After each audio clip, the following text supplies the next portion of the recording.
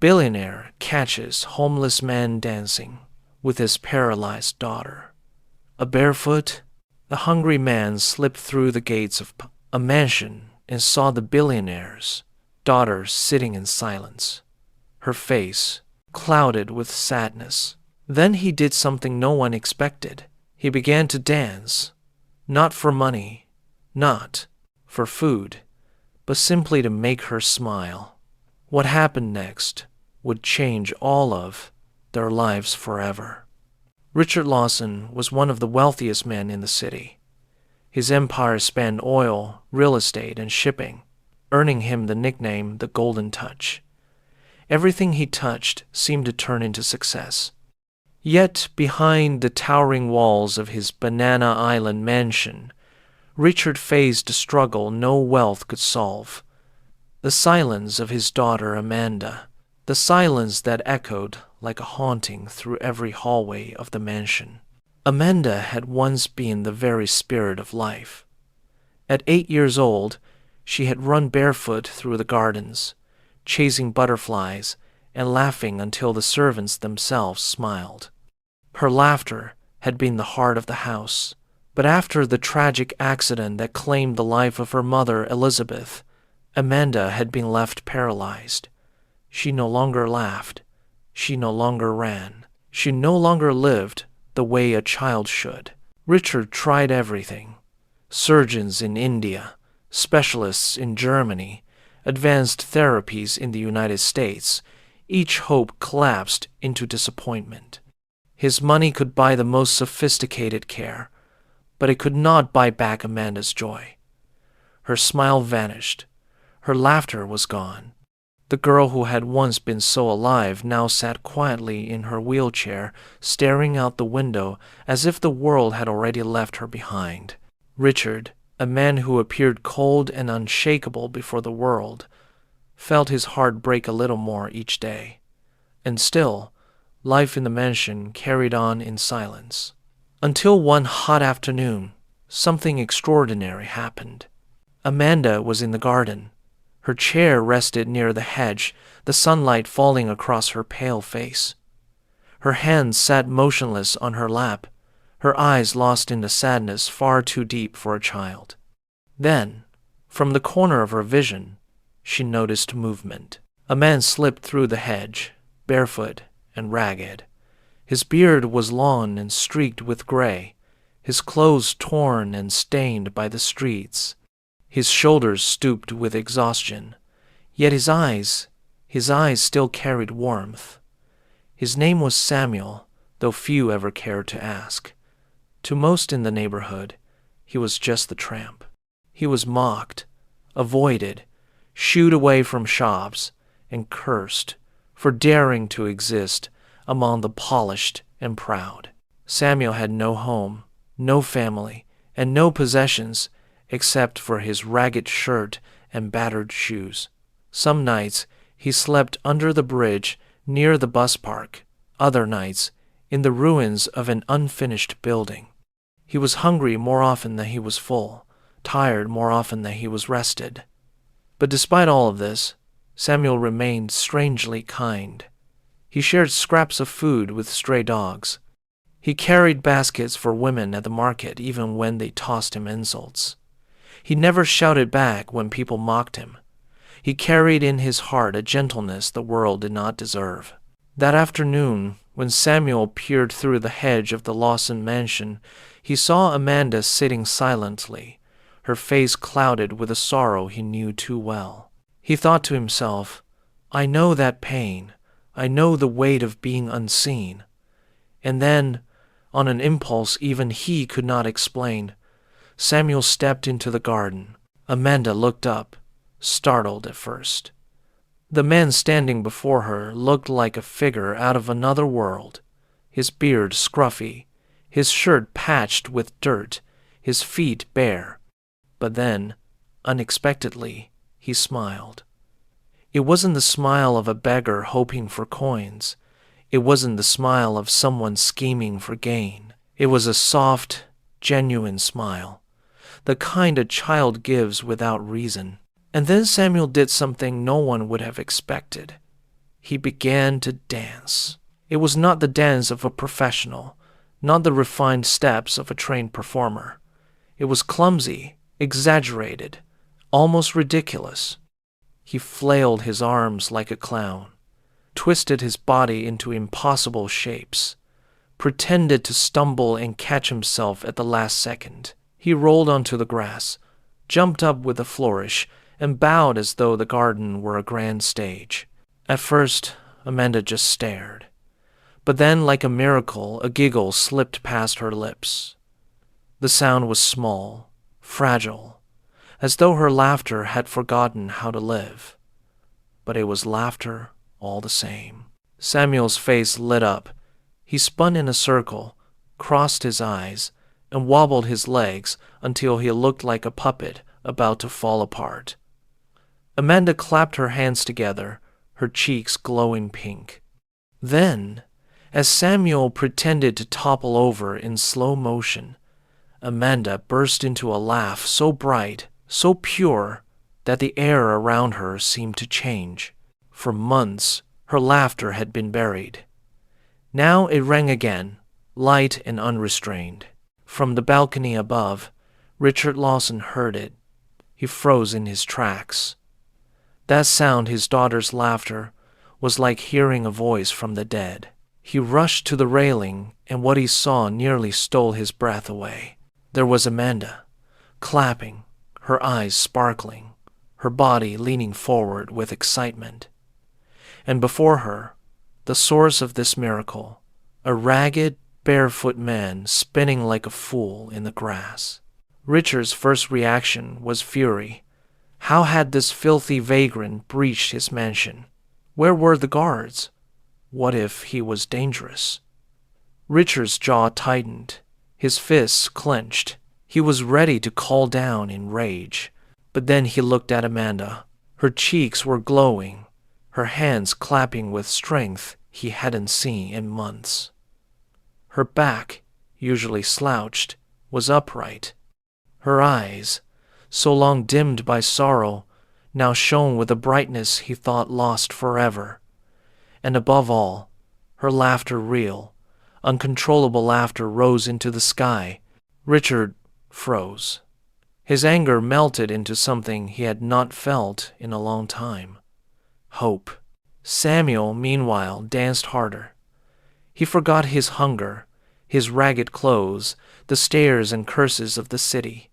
He was no longer the tramp the world despised. In that moment, he was something greater. The man who made a child laugh again. When he finally bowed low with a flourish, Amanda clapped until her hands hurt. Her laughter echoed, carrying all the way to Richard's heart. For the first time in months, the mansion was no longer silent. That night, Amanda whispered before bed, "Daddy, I want him to come back tomorrow." Richard stood in the shadows of her room, unable to answer. His pride warred with his heart. He could not imagine letting that ragged man near his daughter again. And yet, how could he deny what he had witnessed? Somewhere in the city, Samuel curled beneath the arch of an abandoned shop. His stomach was empty, but his heart was full. For the first time in years, he felt that he had done something that mattered. For the first time in years, he didn't feel invisible. And though neither of them knew it yet, this strange meeting, this laughter shared between a broken child and a despised man, was only the beginning of something that would change all their lives forever. The next afternoon, Amanda was wheeled into the garden again. She sat by the hedge, waiting with an eagerness her nanny had not seen in months. Her small hands rested on her lap, but her eyes kept flicking toward the gate, as though she expected something or someone to appear. And then, as if her heart had summoned him, Samuel slipped through the hedge once more. His shirt was the same torn, ragged thing, his beard still wild, his feet bare and blistered. He looked like the same despised tramp the city ignored. Yet to Amanda, he was a friend. "You came back," she whispered, her voice bright. Samuel gave a crooked smile. Of course, little one. I promised myself I would. He raised his arms as though announcing a grand performance. Shall we begin? Amanda giggled and nodded eagerly. But before Samuel could stumble into his comic routine, a sharp voice cut across the garden. Stop right there. Samuel froze. His eyes darted toward the marble terrace. There stood Richard Lawson, tall, commanding, his face carved with suspicion. His presence was like a storm rolling in, cold and heavy. For Samuel, the look in Richard's eyes was all too familiar. He had seen it on the streets, men ready to kick him aside, shopkeepers ready to throw him out, police ready to chase him away. His heart pounded. He shifted his weight, prepared to run if the man came closer. Daddy, please. Amanda's voice rang out suddenly, sharp with panic. Don't send him away, please. Richard's gaze flicked to his daughter. Her eyes were wide, pleading, her hands clutching the armrests of her chair as if her very happiness depended on the ragged man beside her. Richard hesitated. For a moment, silence fell heavy between them. Slowly, Richard stepped closer. He studied Samuel for the first time, not from the distance of a balcony, but up close. His eyes took in every detail, the torn shirt, the bare feet scarred from years of walking concrete, the hollow cheeks of hunger, the weary lines etched deep into his face. This was no boy. This was a man, worn and beaten by life. Yet his eyes were steady, not defiant, not weak, but steady. What's your name? Richard asked, his voice low but commanding. Samuel, the man replied quietly, his voice rough from days without water. And why did you come into my house? Richard pressed. Samuel swallowed hard. I saw her. The first day, she looked so sad. I thought, maybe if I danced, I could make her laugh. I didn't come to take anything, sir. I came to give just a little something. He lowered his gaze. I can leave now, if you wish. The words struck Richard in a way he did not expect. He had heard countless men speak in boardrooms, men polished and powerful, men who would say anything to gain an advantage. But this tramp's words were plain, unadorned, and strangely sincere. Amanda's voice broke the silence again. Daddy, he makes me happy. Please, let him stay.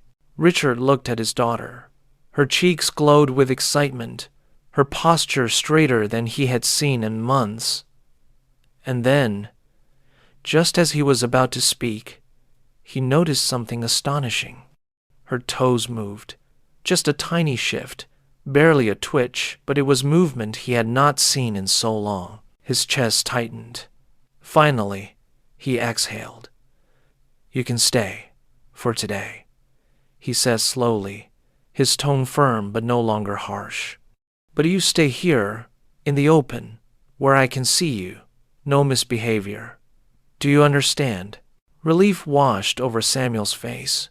He nodded quickly. Yes, sir, I understand. Amanda clapped her hands, her laughter bubbling up again. Showtime, she cried. And just like that, the garden became a stage once more. Samuel spun and stumbled, rolled across the grass, made faces so wild that Amanda nearly fell from her chair with laughter. Richard stood back, silent, his eyes torn between suspicion and wonder. One day turned into 3. 3 turned into a week. Soon, the guards were instructed not to stop the ragged man anymore. Let him in at 4, Richard ordered. He leaves at 6, and make sure he eats before he goes. Samuel came every afternoon. He danced, he mimicked quarrels between bus drivers and conductors. He told little jokes from the street, acted out funny stories about stray dogs and angry shopkeepers. He turned the mansion's quiet garden into a circus ring of joy. Amanda's laughter grew louder with each passing day, but something more began to happen.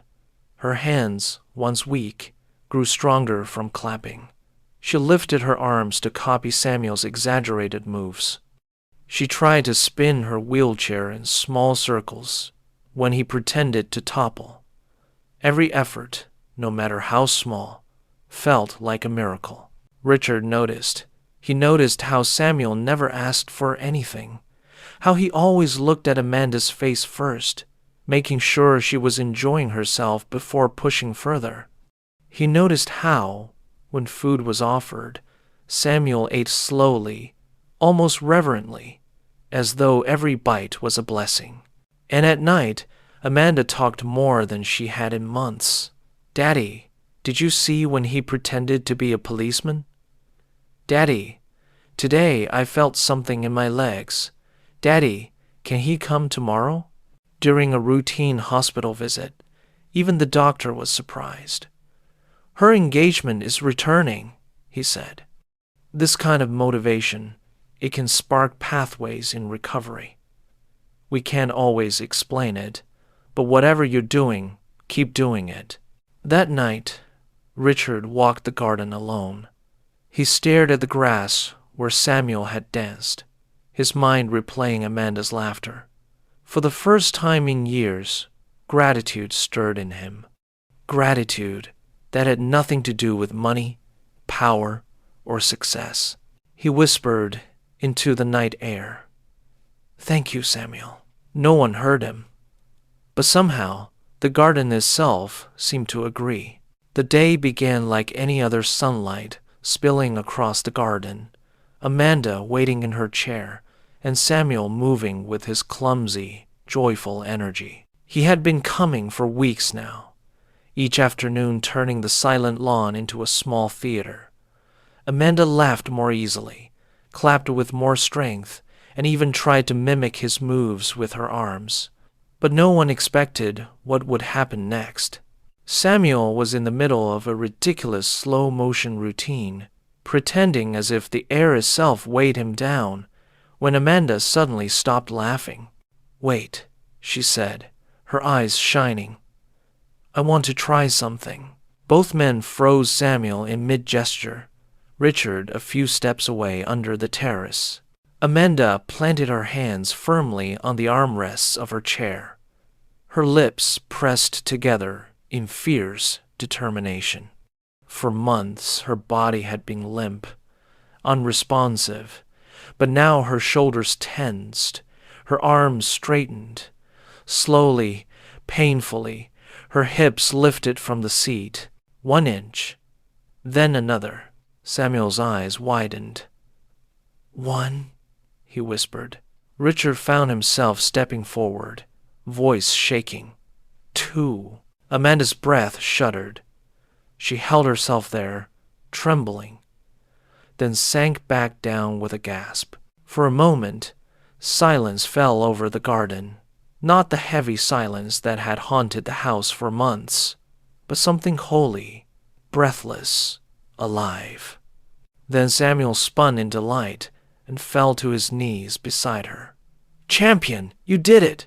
Richard crouched at her other side, brushing her hair back with a trembling hand. "You are brave. I am so proud of you." Amanda reached for both of them, her father and her friend. "When he dances," she said softly, "I feel like I can move." From that afternoon, everything began to change. Amanda's therapy sessions grew more active. She clapped and lifted her arms, copied Samuel's exaggerated moves, even tried to spin her wheelchair when he pretended to tumble across the grass. And each time she felt the smallest flicker of movement in her legs, Samuel cheered as though she had conquered the world. Richard noticed the details. Samuel never asked for money. He always looked at Amanda before starting, checking if she was ready. He ate gratefully when food was offered, never demanding more. The man the world despised as a tramp carried himself with a dignity that many of Richard's wealthy partners lacked. One evening, after watching Amanda's laughter fill the house, Richard asked Samuel to sit with him in the garden.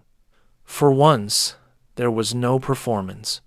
"Tell me about yourself," Richard said. Samuel hesitated. No one had ever asked. Then, quietly, he spoke about the construction work he had once done, about his wife who had miscarried and disappeared, about losing jobs, losing strength, and finally losing his home. "I didn't start by begging," he said. "I started by dancing. When the hunger pressed too hard, I moved. People laughed. Sometimes they gave coins. Sometimes they cursed. But when I made someone smile, it felt lighter. I didn't feel invisible."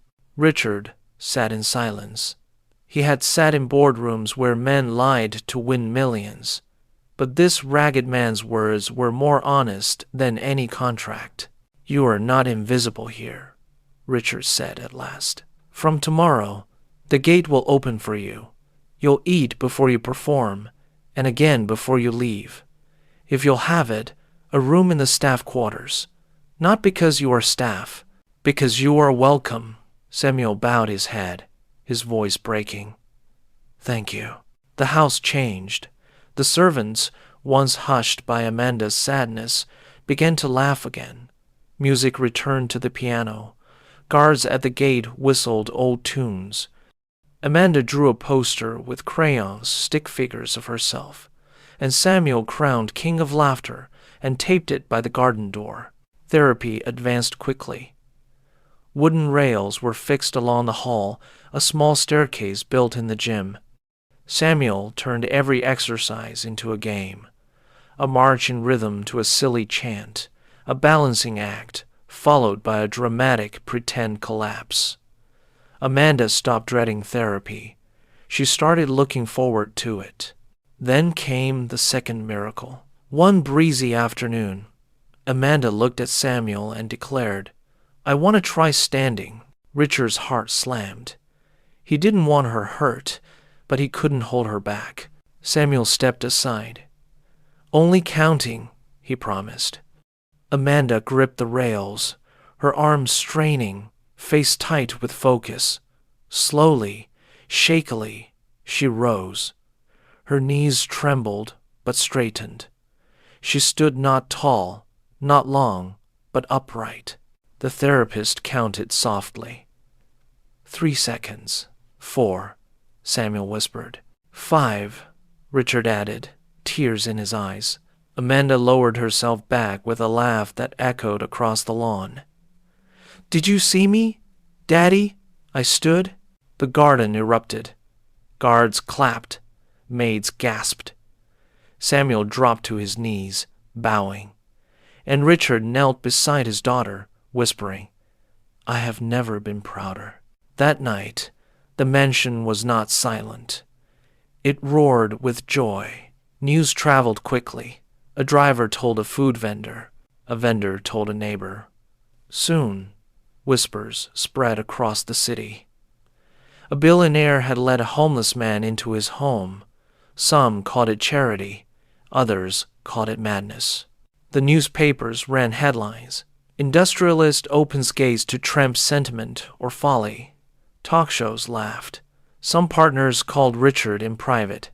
"This could damage your reputation," one warned. "What if he steals? What if he disgraces you?